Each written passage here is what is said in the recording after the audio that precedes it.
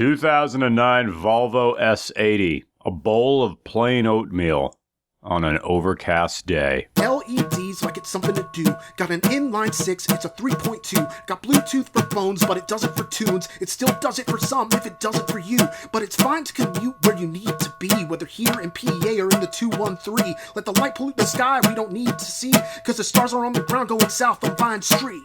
This car is a visit to Great Aunt Scolding Finger. She assigns you her own homework after you finish the real stuff. Volvo S80. It's a GIF that never loads. It's as ever-present as auto harps and consignment shops. It's unpopped popcorn kernels sucked on for flavor because the movie isn't over. It's the automotive equivalent of those ads on porno sites that call you out. You! Yeah, you! I'm talking to you! Why are you jerking off all the time when you could be talking to hot single women in your area? I don't know. Why are you shouting at me while I'm just trying to nut? The Volvo S80 is a day one patch that releases in year 2. There's the idea of a better car here, but what you get is a car that's vague and nondescript. In the same way, even the biggest SNL fan couldn't hum the theme song to you. It's just a bunch of random saxophones and tittering hi-hats. But as a general rule, it's easier to piss down than up, so let's try to aim this warm yellow stream at the sky for a bit. This was $3,500 on purchase used, largely because it was in shockingly good condition, and it's been dependable for Quinn ever since he got it in November of 2016. And like many of our recent subjects, he plans on driving this until the next major issue hits, which could be tomorrow or 5 years from now. Because for the most part, the Volvo S80 is a reliable car, if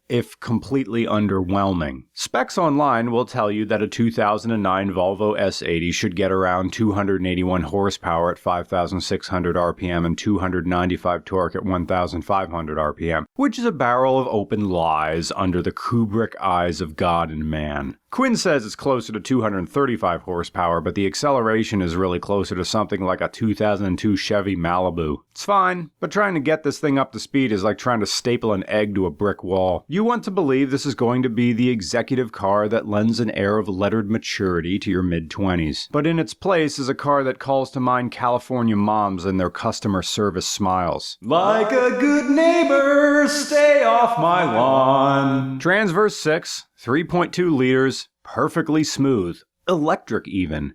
Quinn put on a sports exhaust, which we'll get into later with quad dumps, and the engine is still hushed. Volvo S80, a car for your other great aunt who watches you when you're homesick from school. You ride with her as she drives to Rite Aid to pick up her everything medication. She keeps the radio off because all music on there is disgraceful. And because the 3.2-liter Transverse 6 is so quiet, you get to listen to her breathing backwards. In through the nose, out through the mouth.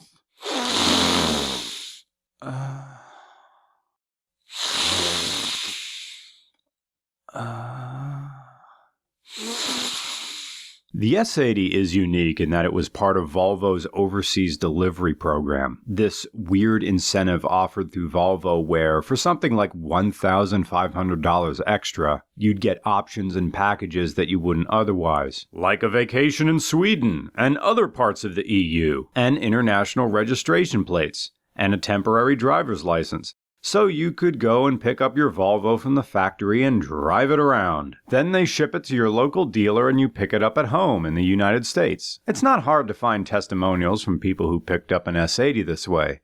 Hell, just go here to flyvolvo.com/flyvolvojournals and you'll find people raving about the service. But to what extent is the car the draw here? Isn't the draw being the whole thing that you get to drive your new car in another country? Isn't the draw being in the other country altogether? Getting to go to Norway and pal around on the open roads with Aurora Borealis at this time of year at this part of the country and localized entirely in the back windshield of a Volvo S80? Isn't that what this is really about? Of course, this isn't to dismiss this car entirely. It's a fine car, it's an car. It smells like the Boscov's greenery. It has a horn Quinn got off of a 97 Crown Vic. And this has the climate package, which also gives you heated front and rear seats. Granted, the rear seats haven't worked for about a year, no clue why, they just arbitrarily stopped. The wiring's fine, the fuses are fine, the connections are fine, but whatever, not working. It's the good intentions that count, even if they're laying down a footpath to hell. The front grille comes off like this. And underneath is a fire air horn, so you can flip a switch on the inside and then press a red button like a lifelong dream for anybody who ever watched Ren and Stimpy. Outside are some stickers. Some are deconstructible if I was Derrida, and others are intentionally silly. Good luck changing the drive belt. The most accessible accessory is the AC compressor, and this is all you get. In fact, this car is an amusing jumble of oddities. For instance, the key fob, which looks just like a wireless key fob. But you need it to make the push-button start work. So you gotta stick it in to start it anyway. This car came with Bluetooth for your phone back in 2009, but only for phone calls for some reason. With that said, Quinn said it's one of the best sound systems he's ever heard in a stock car. So let's get into modifications. You have catbacks, custom Y-pipe, resonator deletes, LEDs everywhere, including the turn signals, so even those can blind people behind you. As for repairs, it's gone through 2 starters, new steering wheel, different center console, newer trim on the inside to replace the wood trim, in addition to the aforementioned excessive LEDs. Driving impressions. Lower gear selections on this Fomoco-era Volvo are there to make this center console shifter looks like it really controls stuff. It doesn't. It'll let you manually hold gears if the UN ECU hears all sides of the argument for the Initiative for Focused Diminished Drive Ratios 2009, and if the Symposium on Proactive 4-3 Transmissive Organizational Strategies reaches a conclusion. And then the transmission will stay in 3rd gear like you asked. Just put it in D and go buy some greeting cards. A manual on this 235 horsepower mid to low displacement engine would rule because it's classic BMW straight 6 zippy when the Autobox does cooperate. Volvo S80, the daily driver for a man named Dorothy who reposts a Chevy C10 on Facebook Marketplace, not to sell it, but to have people to talk to. 2009 Volvo S80, the official car of a weekend marathon runner named Burt Lauderdale. His Instagram is filled entirely with posts of his various wounds with the caption, "No pain, no gain. Wound posting."